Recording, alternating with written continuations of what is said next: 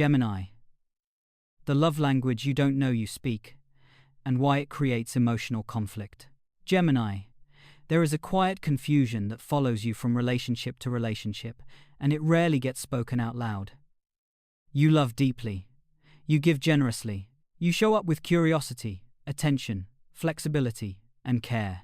And yet, again and again, you find yourself facing the same painful question. Why do people still feel distant from me?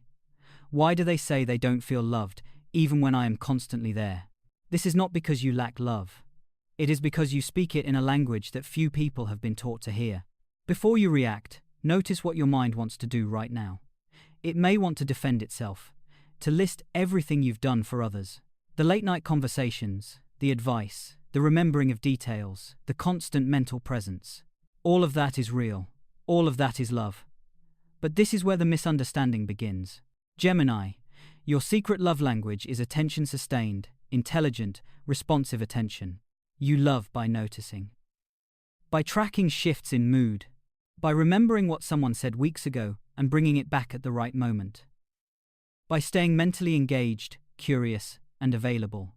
When you love someone, your mind stays with them even when your body isn't there. You think about them, analyze situations for them, imagine possibilities on their behalf. To you, this is intimacy, and because this feels so natural, you assume it is obvious. This is the core burden. You equate mental presence with emotional closeness, without realizing that for many people, these are not the same thing. So you give what feels most precious to you, your attention, your thoughts, your adaptability, and wait for it to be received as love. When it isn't, confusion sets in. Sometimes resentment, sometimes withdrawal, sometimes a quiet sense of being unappreciated for who you truly are. From your perspective, it feels unfair. You are listening, you are engaging, you are trying. What more could they possibly want? But here is the truth that changes everything. What feels intimate to you may feel abstract to someone else. Many people experience love not through mental engagement, but through emotional consistency, physical presence, reassurance, and repetition. They need to feel your love in their body, not just recognize it in conversation. When your love moves quickly, shifts topics, or stays primarily in the realm of ideas, they may feel stimulated but not held. This does not mean you are doing anything wrong. It means your love is untranslated. You were never taught that attention and affection are different currencies. So you give generously in the currency you value most, without realizing that your partner may be waiting for a different form of exchange. And when they express dissatisfaction, it can feel deeply invalidating. This is where conflict is born, not from lack of care, but from mismatch. You may respond by trying harder, intellectually explaining yourself, analyzing the relationship, offering insight, proposing solutions. But what your partner may actually be asking for is simpler and more uncomfortable for you. Stay with me emotionally, without moving the conversation forward. This is difficult because stillness in love can feel exposing to you. Attention feels safe. Emotion without motion does not. And so, without realizing it, you may keep love dynamic, engaging, interesting while avoiding the slower, heavier expressions of reassurance that create emotional safety. This is the secret you haven't been taught to see. Your love is real, but it often arrives too fast to be felt. And until this is recognized, you will continue to feel unseen in relationships where you are actually very present, just not in the way your partner knows how to receive. In the next gate, you will face the mirror more directly, the shadow beneath this love language, and why Gemini so often feels emotionally unchosen, even when deeply involved. Gate 2. Why Gemini feels unloved even when they love deeply. Gemini, there is a painful irony at the center of your relationships. You are often the one who listens the most, thinks the most, adapts the most, and yet you are the one who feels least chosen. Not abandoned exactly, but emotionally unanchored. As if love keeps happening around you, but rarely settles into you. This is where the mirror becomes unavoidable. Your secret love language does not only shape how you give love, it shapes how you receive it, and why so often it doesn't land. Because you express love through mental attunement, you unconsciously look for the same signal in return. You want to feel considered, remembered, thought about. You feel loved when someone tracks you the way you track them, when they stay mentally present, curious, responsive, alive to your inner world. When that doesn't happen, something inside you closes quietly. You may not protest, you may not demand reassurance. Instead, you tell yourself a familiar story. It's fine. I don't need much. I can handle this. And on the surface, you can. But beneath that adaptability is a growing sense of emotional invisibility. This is the shadow beneath your love language. You hide your need for emotional consistency behind self-sufficiency. You have learned not to ask directly for what you need because you don't fully recognize it yourself. You know how to engage. You know how to connect. But being emotionally held not through conversation, but through steadiness feels foreign.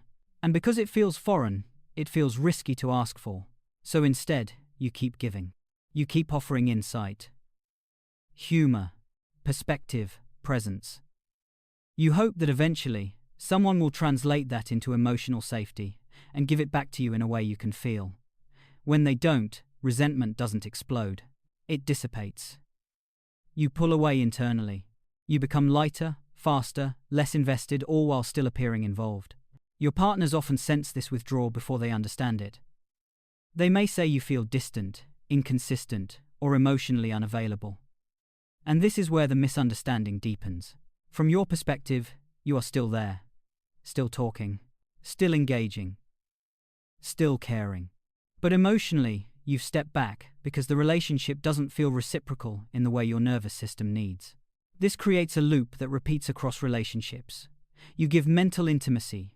Your partner wants emotional consistency. They ask for more presence. You respond with more explanation.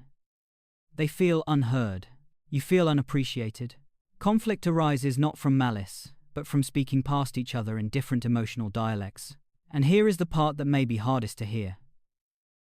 Sometimes, you choose partners who reinforce this pattern. Not because you enjoy being misunderstood, but because part of you is more comfortable staying mentally close than emotionally exposed. A partner who asks for clarity, conversation, stimulation feels familiar. A partner who asks for stillness, reassurance, and emotional repetition feels demanding even when they are offering exactly what you need. So you oscillate. Wanting depth, but avoiding the form it takes. Wanting to be chosen, but hesitating to be held. This is not a flaw, it is a learned adaptation. The mirror now asks a gentler question. What if the love you are seeking feels uncomfortable precisely because it is the one you have not practiced receiving? Your secret love language has protected you from emotional overwhelm. But it has also kept you at a safe distance from the very intimacy you crave. Awareness does not ask you to abandon how you love. It asks you to recognize its limits. In the next gate, you will learn how love changes when Gemini learns to translate how attention becomes safety, and how relationships deepen not through more movement, but through staying. Gate 3. Turning attention into felt love. Gemini, love does not fail in your life because you don't give enough. It falters because what you give remains ungrounded. Attention, by itself, is intelligent.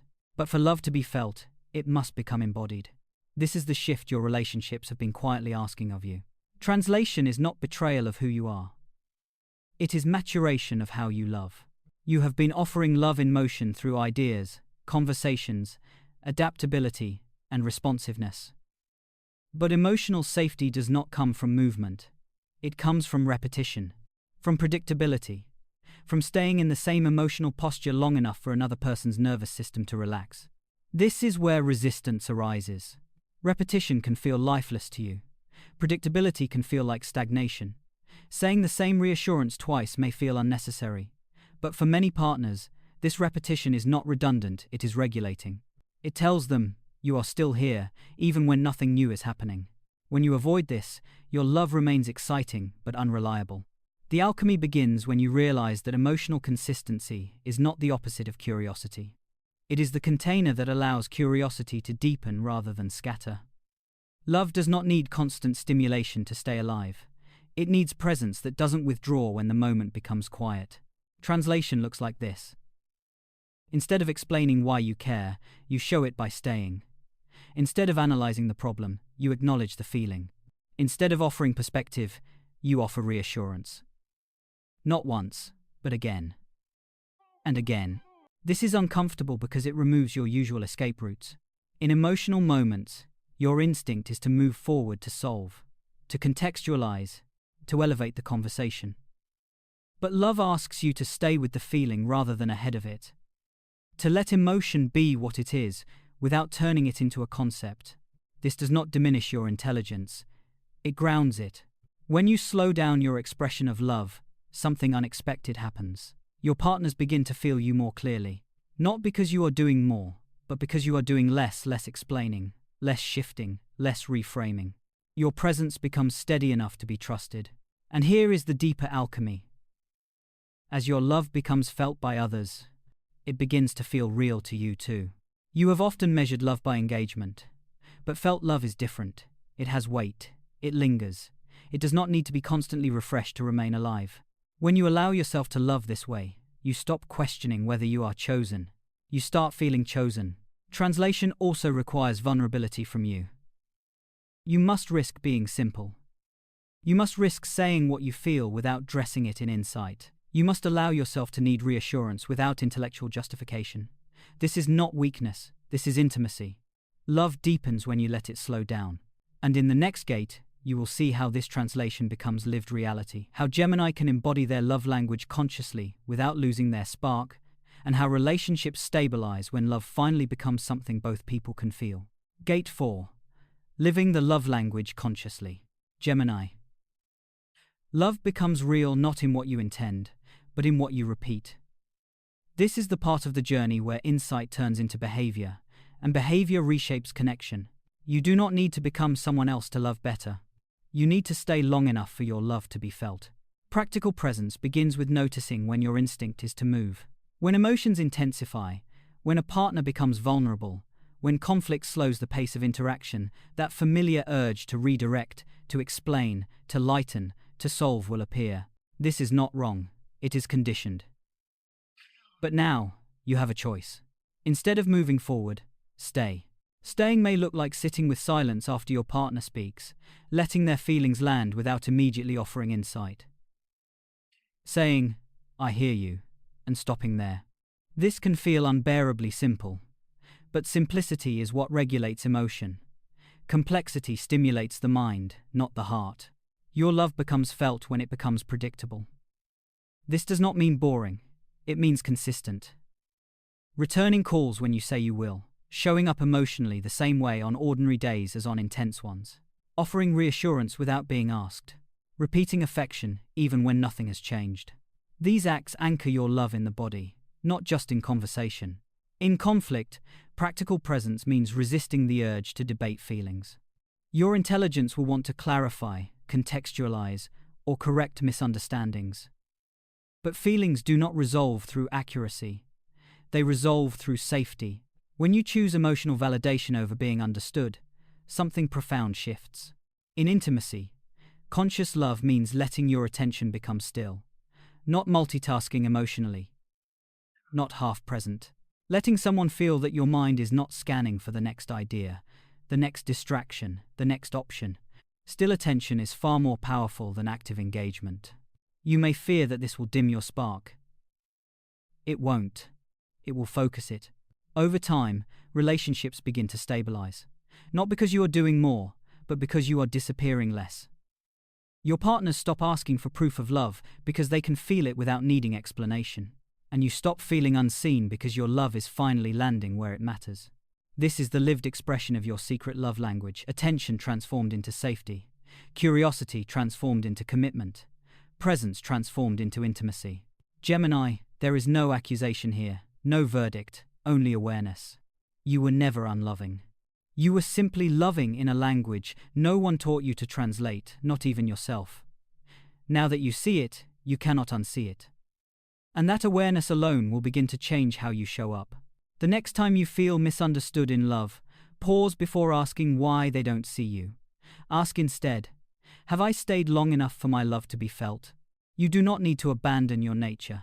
You only need to embody it. Love does not need to be exciting to be alive. It needs to be present. If this resonated, stay connected not for rules, but for reminders. Relationships don't fall apart because of a lack of love. They falter when love remains untranslated. Your love has always been real. Now it can finally be felt.